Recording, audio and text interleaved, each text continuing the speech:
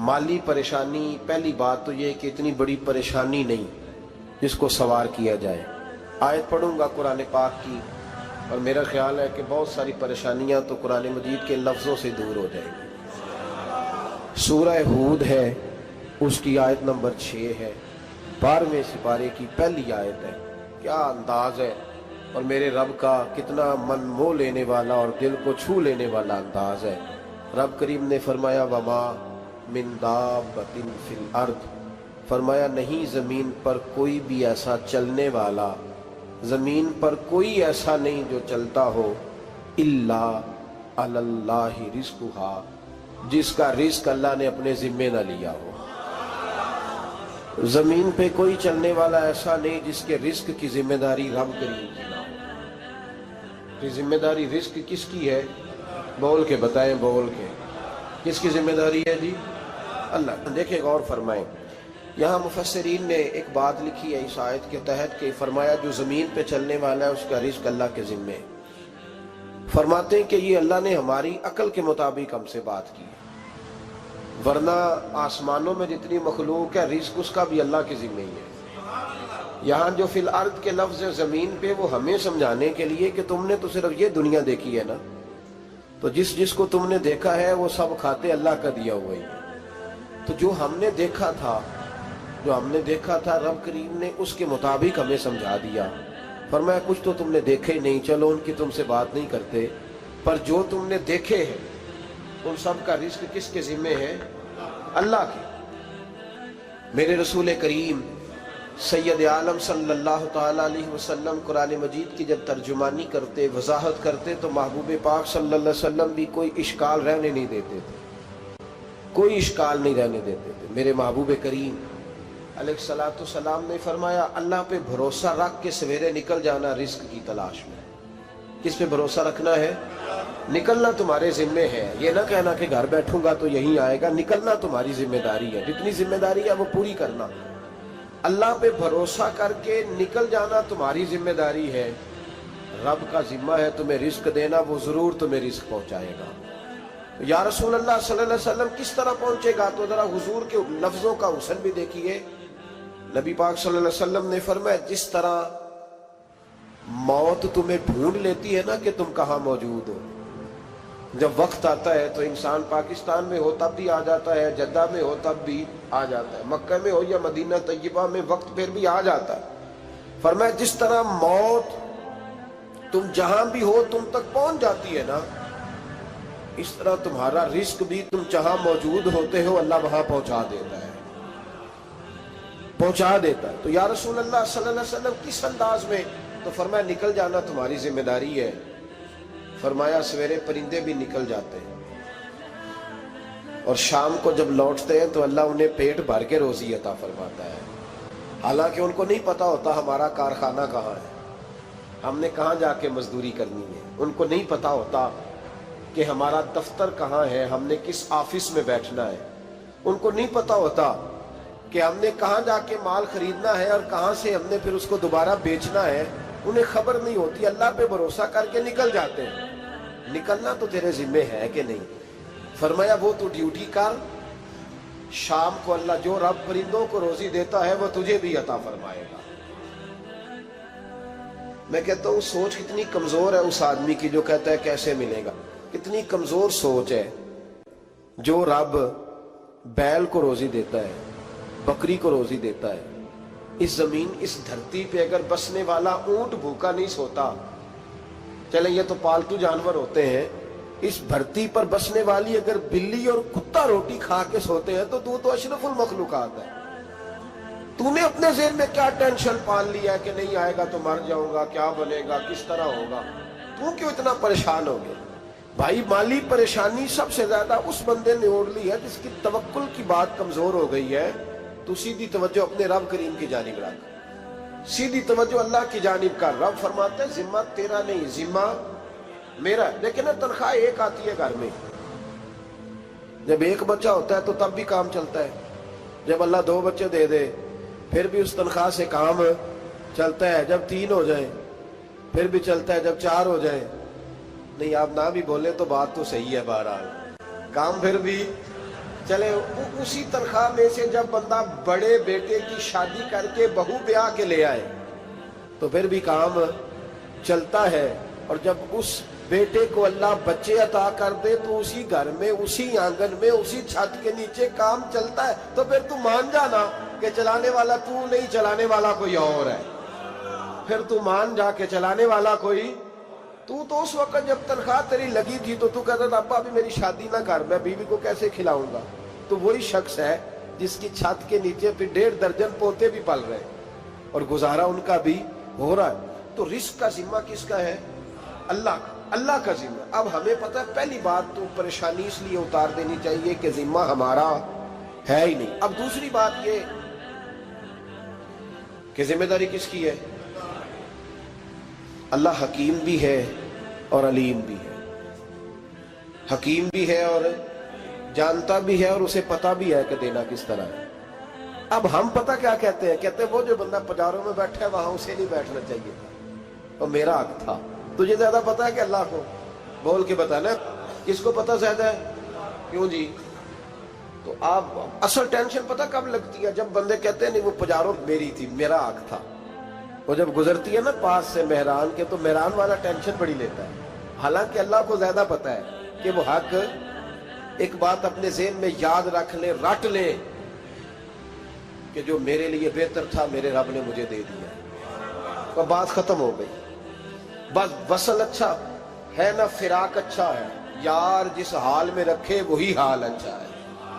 بس جو میرے حق میں بہتر تھا میرے رب نے مجھے.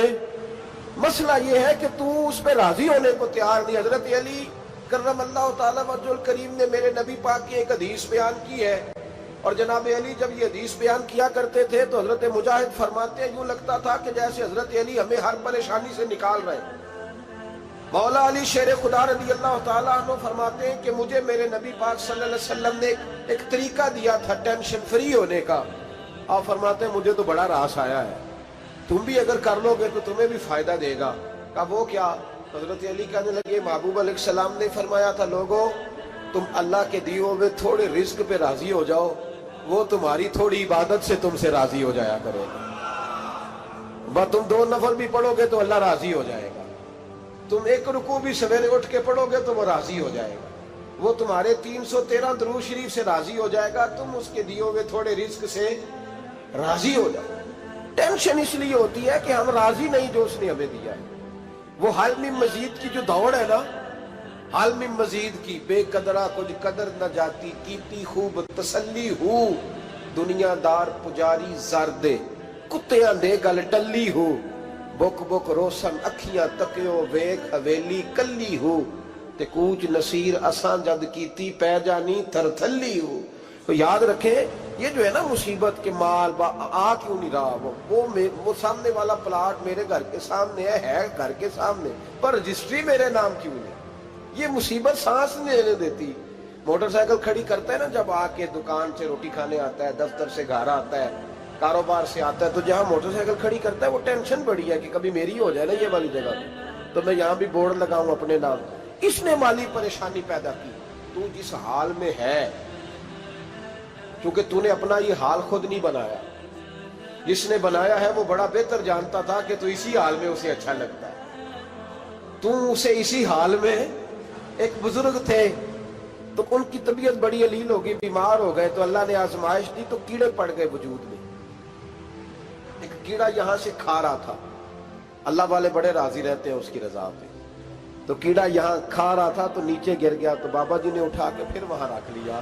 کہنے لگے جب اس نے تیری ڈیوٹی مجھے کھانے کی لگائی ہے تو میں اس بات پہ راضی ہوں، تو نیچے کیوں گرتا ہے؟ بس ٹھیک ہے کھا، جب اس نے تجھے ڈیوٹی جو تیری لگائی. سالبہ بن عبد الرحمن ایک صحابی تھے، سالبہ غالباً نبی پاک صلی اللہ علیہ وسلم کی خدمت میں آئے. کہنے لگے یا رسول اللہ صلی اللہ علیہ وسلم غربت بڑی ہے، میرے لیے دعا کریں اللہ زیادہ مال دے. تو محبوب صلی اللہ علیہ وسلم نے فرمایا تو جس حال میں اچھا ہے وہ تیرے لیے بہتر ہے، جس میں تو ہے وہی حال تیرے لیے. مشکل ہے نا یہ جواب سننا. کہتے پیر صاحب فلاں جگہ سے تویز آیا، وہاں تو وارے نے آرے ہو گئے، تو آپ کے ہاں. تو میں کہتا ہوں یہ تویز دینے والا اگر تویز دے کے امیر بناتا ہے تو پہلے خود کیوں نہیں بنتا؟ یہ خود تو 150 کا تویز بیچ رہا ہے، اپنی بیچارے کی حالت یہ ہے. اگر اتنا ہی تویز اس کا چلتا ہوتا تو پہلے 5 پجاروں اس کے دروازے پہ کھڑی ہوتی. عجیب چکر ہے اور عجیب جگہ لوگ الجھ گئے، سمجھتے ہی نہیں بات کو. یا رسول اللہ صلی اللہ علیہ وسلم دعا کر دے تو محبوب نے کیا فرمایا؟ فرمایا تو جس حال میں ہے نا وہ حال تیرے لیے بہتر ہے، اسی میں رہ. کہ نہیں حضور دعا کرے. فرمایا سال بعد تو باز آ جا. حضور دعا کرے. فرمایا تو باز آ جا. 2-3 دفعہ کا ضد کی. محبوب نے فرمایا جا پھر اللہ تجھے زیادہ پیسے دے گا. چند بکریاں خریدی، اتنی برکت ہوئی کہ بکریوں کے ریوڑ بن گئے. پھر کچھ بکریاں بیچ کے گائے خرید لی، ان کے بھی ریوڑ ہو گئے. پھر کچھ اونٹنیاں لے لی، ریوڑ ہی ریوڑ. پہلے 5 وقت مسجد میں آتے تھے، اب فجر اور عشاء رہ گئی. پھر مال زیادہ ہوا تو مدینے شہر میں کوئی جگہ ہی نہیں، مدینے سے باہر حویلی خریدی. پھر جمعہ ہی رہ گیا. جمعے کے جمعے آتے زکوٰۃ کا حکم آیا. میرے نبی کریم علیہ السلام نے حضرت ابو ہریرہ کو بھیجا. فرمایا جا اسے کہہ تیری زکوٰۃ بنتی ہے 2.5%. 10 کروڑ روپیہ ہو تو کتنی زکوٰۃ بنتی؟ بھئی 1 کروڑ کی 2.5 لاکھ ہوئی نا، تو 10 کروڑ کی کتنی ہوئی؟ تو بڑی مصیبت ہے جب بینک سے میسج آتا ہے نا کہ 25 لاکھ نکل گیا تیرے اکاؤنٹ سے. بہت بڑی مصیبت، بڑی ٹینشن ہوتی ہے. ایک صاحب میرے پاس آئے، ان کی زمین اچانک مہنگی ہو گئی. اچانک پہلے کچھ 15-16 لاکھ کی ایکڑ زمین تھی، پھر وہ کروڑ کی ہو گئی. تو میرے پاس آئے، کہنے لگے وہ 10 کروڑ روپے بنتے ہیں تو زکوٰۃ. تو میں نے کہا آپ نے کیا کیا؟ ذری زمین پہ عشر آتا ہے، اس پہ زکوٰۃ نہیں آتی، تو آپ نے کیا کیا؟ کہنے لگے وہ کچھ سوسائٹی کے رول کے مطابق میں نے فائلیں وغیرہ لے لی ہیں، اب میں نا کبھی موقع آئے گا تو ان کو بیچوں گا. تو میں نے کہا اب تو آپ کا یہ مال ہو گیا بزنس کا، تو اب تو اس پہ زکوٰۃ آئے گی. 10 کروڑ پہ جب 25 لاکھ سنا تو کہنے لگے فوراً دینی پڑتی ہے کہ تھوڑی تھوڑی سے بھی کام چل جاتا ہے. تو میں ان کا چہرہ دیکھنے لگا. میں نے کہا نہیں وہ تو آپ کو پتہ ہے. ویسے حضرت عمر فرمایا کرتے تھے بانٹ کے نہ دو، کوشش کرو کسی ایک کو ہی دو، چلو کسی کا تو کچھ بن جائے. تو ایک کو ہی دینی چاہیے. کہنے لگے تو مطلب یہ ایسا ہی حکم ہے؟ میں نے کہا آپ کسی اور سے تحقیق کر لیں. اب یہ بھائی لیتے وقت نہیں تجھے ٹینشن ہوئی کہ 15 لاکھ کا کروڑ ہو گیا تو اس وقت نہیں تو نے کہا کہ یا اللہ. تو یہ کیسی سوچ ہے مسلمان؟ کس طرح کا اس کا؟ ہمارے ہاں جب کسی آدمی پہ حالات خراب ہوتے ہیں نا تو سب سے پہلے وہ اس طرح کرتا ہے کہ جو میں کہیں اللہ کے رستے میں دیتا ہوں پہلے اسے بند کروں. جس رستے تجھے آ رہا تھا پہلے تو نے وہ رستہ بلاک کیا. حضرت اسماء بنت ابی بکر صدیق کہتی ہیں میں حضور کو مسجد کے لیے، ادارے کے لیے، صحابہ صفحہ کے لیے کچھ دے رہی تھی تو میں نے گننا شروع کیا تو حضور مسکرانے لگے. حضور مسکراتے کیوں ہیں؟ تو فرمانے لگی، محبوب فرمانے لگے اسماء اللہ کے رستے میں گن گن کے نہ دیا کر، ورنہ وہ بھی تجھے گن گن کے دے گا. تو اس کے رستے میں بے حساب دے، وہ بھی تجھے بے حساب ہی عطا فرمائے. لیکن پہلے یہ والا پہلے دروازہ بند کرو، یہاں سے پیسے ختم ہو رہے ہیں. تو اس طرح کرنا بھائی. اس دفعہ سور ذرا گرمیوں والے نہ خرید، لیکن جو تو اللہ کے رستے میں دے رہا ہے اسے دیتا رہے. لیکن ہم اپنا نقصان کرتے ہیں، زیادتی کرتے ہیں اپنے ساتھ. میں نے آپ کو پہلے بھی بتایا تھا پیار کی بولی ہے، پھر بولتا ہوں. ایک بڑے بڑے پیار والے دوست ہیں، ایک دفعہ مجھے کہنے لگے کہ آپ کئی دفعہ اعلان کرتے ہیں تو مجھے اچھا نہیں لگتا، اور آپ ادارہ بھی بہت زیادہ بننے والا ہے، بڑی چیزیں میں دیکھتا ہوں جو ہوں تو بڑا نظام اچھا ہو جائے. آپ دعا کریں اللہ مجھے پیسے دے تو میں بڑے سارے خرچ کروں گا اس کے رستے میں. تو میں نے کہا یا اللہ اسے 10 کروڑ دے، یہ 9.5 کروڑ تیرے رستے میں دے دے گا. تو چپ کر گیا، جس طرح آپ نہیں کر گئے سارے، چپ کر گیا وہ بھی. اس نے کہا جی نہیں جی انشاءاللہ کریں گے. تو میں کیا پلیا جی تے دعا پہ ہوں دیا، ابھی تو وہ آئیں گے تو تب دیکھی جائے گی. تو یہیں اڑ گیا ہے. یعنی 9.5 کروڑ اللہ کے رستے میں خرچ کرنے کی دعا پہ بھی آمین کوئی نہیں کہتا کہ چلو آمین ہی کہہ دے. تو میں کہا تینوں تے 50 لاکھ بچتا سی پیا، لیکن تو اس سودے پہ تیار ہے. جب یہ سوچ ہوتی ہے، یہ غلط سوچ ہے. یہ بات تو اگر تے مسکرانے والی، لیکن یہ سوچ صحیح نہیں. حضرت عثمان غنی رضی اللہ تعالیٰ عنہ کہتے ہیں جس وقت نبی پاک صلی اللہ علیہ وسلم نے اعلان کیا نا جنگ کے موقع پر کہ 800 سپاہیوں کا خرچہ چاہیے، کہتے ہیں میرے پاس 600 کا تھا. یہاں ایک روایت میں حضور نے 1000 کا اعلان کیا تو میرے پاس 800 کا تھا. جب 2-3 دفعہ نبی پاک نے اعلان کیا تو کہتے ہیں میں نے کھڑے ہو کے کہا یا رسول اللہ پورا 800 کی طرف سے. کہتے میں نے 200 سپاہی کا خرچہ ادھار اٹھایا لیکن پورے 2 مہینے نہیں گزرے تھے، رب کریم نے مجھے کئی گنا کر کے پیسے واپس عطا فرما دیے۔ پر بات تو یہ ہے کہ تیری وہاں لو لگی ہو، تو تجارت کرتا ہے ان لوگوں کے ساتھ جو کیا دے سکتے۔ تو سالبہ کے پاس حضور نے پیغام بھیجا، پہلے تو کہا تیرے لیے بہتر نہیں مال، جب اصرار کیا تو بڑی برکت ہو گئی، بڑا آیا تو فرمایا زکوٰۃ دے، 2.5 زکوٰۃ ہے۔ اب جب سوچا کہ 5 اونٹوں پہ ایک بکری جائے گی اور بڑا سارا مجھے دینا پڑے گا، اب جب غور کیا تو یہ تو نہ کہا کہ میں نہیں دیتا۔ حضرت ابو ہریرہ سے کہنے لگے نبی کریم علیہ السلام کی خدمت میں عرض کرنا کہ میں خود آؤں گا۔ حضرت ابو ہریرہ نے آ کے عرض کی یا رسول اللہ صلی اللہ تعالی علیہ وسلم، حضور وہ کہتے تھے میں خود آؤں گا، تو کہتے ہیں محبوب نے ٹھنڈی سانس لی، فرمایا اسے کہا تھا کہ تیرے لیے مال بہتر نہیں، اب ہلاک ہو گیا، ہائے افسوس ہلاک ہو گیا۔ ان کو بھی تھوڑی دیر کے بعد احساس ہوا کہ یہ میں نے کیا کیا، نبی پاک کوئی کہہ دیا نہیں ہے، حضور کو کہہ دیا بعد میں آؤں گا۔ اب دوڑے آئے، عرض کی حضور میں سارا کچھ لے کے آیا ہوں، قبول کر لیں۔ محبوب نے فرمایا گویا بلال حبشی کی خشک کھجور بھی قبول ہے، اور صہیب رومی ایک اٹی بان کی لائے تو وہ بھی قبول ہے، اور عمار بن یاسر اور مصعب بن عمیر اگر 2 دینار دے جائیں اور کوئی پرانا جوڑا کسی سپاہی کے لیے چھوڑ جائے تو وہ بھی قبول ہے، لیکن تو اپنا لاکھوں لے کے چلا جا، تیرا کوئی نہیں قبول، معاف کر دیں۔ فرمایا جا معاف کیا، پر پیسے لے کے نہ آنا۔ اگلے سال پھر آئے، بندے ہوئے ہاتھ ہیں، محبوبہ میں دولت کا کیا کروں گا، آگ لگانی ہے، قبول کر لیں۔ فرمایا تو لے جا، تیرا نہیں قبول، گرا جو ان کی نگاہ سے وہ سنبھل نہیں سکتا۔ حضور نے وصال ظاہری کیا تو جناب صدیق اکبر کے پاس آئے، لاکھوں کا مال، ابو بکر قبول کر لو، تو جناب صدیق اکبر کہنے لگے اس کا کر لو جس کا نبی نے نہیں کیا، چل جا کوئی نہیں چاہیے۔ حضرت عمر کے زمانے میں قحط پڑ گیا، بارشیں نہیں ہوتی، غلہ نہیں ملتا، حالات خراب ہے، مالی طور پہ بحران آ گیا، غربتیں، مجبوریاں، تکلیفیں، آ کے روئے، عمر میرا قبول کر لو، مجھے معافی تو مل گئی تھی نا۔ فرمایا معافی اپنی جگہ پہ، پر جس کا مصطفیٰ نے قبول نہیں کیا۔ بہت سارے لوگوں کو پتہ ہی نہیں کہ ان کا قبول ہی نہیں ہوا، اور وہ الجھے ہوئے، انہیں خبر ہی نہیں کہ اصل بات کیا ہے۔ فرمایا جس کا مصطفیٰ کریم نے قبول نہیں کیا، اب ہیرے اور جواہرات بھی لے کے آئے تو بھوکے مریں گے، پر اس کا قبول، اس بات پہ راضی رہو اس حال میں اللہ نے رکھا ہوا، اس حال میں راضی رہو۔ جو مصیبت ہے نا دیکھنی کہ وہ بھی میرے پاس، تمہیں کیا پتا، کبھی پوچھ تو صحیح اس سے وہ کس مصیبت کا شکار ہے، جو مالی طور پہ بڑا امیر ہے، تو اس کی طرف دیکھ کے اپنا دل برا کرتا ہے۔ بس جس حال میں رب نے رکھا ہے اس حال میں رہ۔ حضرت عثمان غنی کے زمانے میں تو وہ وصال کر گئے، لیکن بھائی تو جس حال میں تیرا رب تجھے رکھتا ہے اس حال میں رہ، تیری مالی پریشانیاں ختم ہو جائیں۔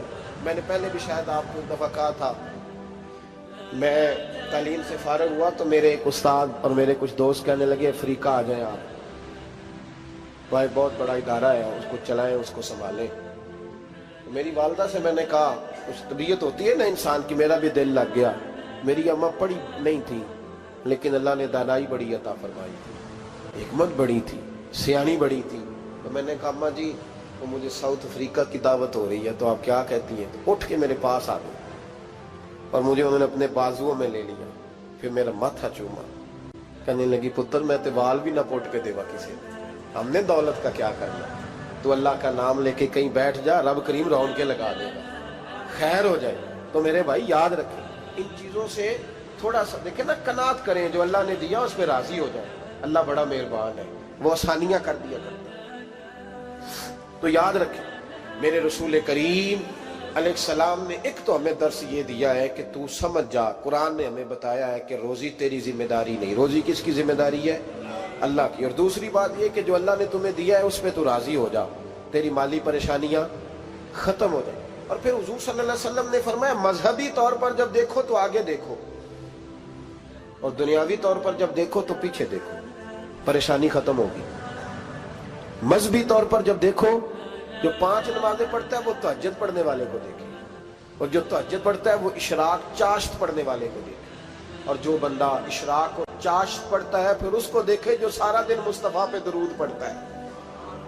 ऊपर ऊपर देखे कि मैंने और नेक होना है और नेक, और जब माली मामला है तो फिर नीचे देख। अगर तू बैठा ना पजारों पे तो फिर टूडी वाले पे नजर कर, उसका क्या हाल है। और अगर तू वहां बैठा है तो देख, मेहरान वाला भी तो गाड़ी चला ही रहा है ना। और अगर तू वहां है तो मोटरसाइकिल वाला देख, और तू वहां है तो फिर साइकिल वाले पे नजर, और अगर तू साइकिल वाला है तो पैदल वाले को देख, अगर तू किराए के मकान में रहता है तो फिर झोंपड़ी वाले को देख, और अगर तू झोंपड़ी में रहता है तो फिर भी परेशान ना होना। कुछ ऐसे भी हैं जिन्हें झोंपड़ी भी नसीब नहीं, जो सड़क पे लेटे हुए। और अगर तू तंदुरुस्त है ना तो कभी जाके अस्पताल में देख हाल क्या है, लोग किस हाल में है। तो हम शुक्र नहीं अदा करते, उसका नुकसान क्या होता है, नेमतें चली जाती हैं। अल्लाह फरमाते लाइन शकर तुम लाज़ीदन्नकुम, तो शुक्र अदा कर, मैं नेमतों में इजाफा कर दूंगा। तो भाई माली परेशानी का तीसरा सबब यह है कि हम देखते हैं माली तौर पर ऊपर, तो फिर हमें तबीयत बिगड़ती है। और फिर माली परेशानियों के कुछ और असबाब भी हैं। इमाम शाफी फरमाते हैं जिन घरों में लोग फजर की नमाज के वक्त सोए होते हैं उन घरों में रिस्क नहीं आता। आप फरमाते हैं फजर का वक्त अल्लाह के देने का वक्त है, उस वक्त अल्लाह बांटता है। हुजूर सल्लल्लाहु अलैहि वसल्लम का फरमान है ना हदीस में कि तहज्जुद के वक्त अल्लाह पहले आसमान पे नुज़ूल जलाल फरमाता है जो उसकी शान के लायक है तहज्जुद के वक्त, और वो कहता है मांगो मैं तुम्हें अता करूंगा। लेने की बारी आए तो बंदा समेट समाट के अंदर घुस जाए। हमारे यहाँ ये होता है कि इशा के बाद बच्चे बैठते हैं मोबाइल लेके, तहज्जुद का वक्त आता है तो उनकी आंखें बंद होनी शुरू होती। तो लेने के वक्त तो तू सोया था, तेरा मसला कैसे हल होगा भाई। जब कोई आदमी खैरात बांट रहा हो तो जो प्याला पीछे कर ले उसे मिलेगा। कहते उस वक्त आना जब मैं बांट रहा था, अब तो किधर आ गया है। मिसाल दे रहा हूं, तो फजर का वक्त मांगने का है, तो सारी रात तो गुजर गई गेमें खेलते, टीवी देखते, और जो लेने का वक्त था तू सो गया, तो कैसे आएगा तेरे पास। तो उठे सवेरे, बंदों से मांग के देख लिया, बड़ी इज्जतें खराब हुई। फजर का वक्त उठ के झोली फैलाए। मेरे रसूल पाक अलैहिस्सलाम फरमाते हैं, रब फरमाते हैं जब बंदे मेरे आगे झोली फैलाते हैं मुझे शर्म आती है, कैसे खाली वापस कर दूं। तो उसके सामने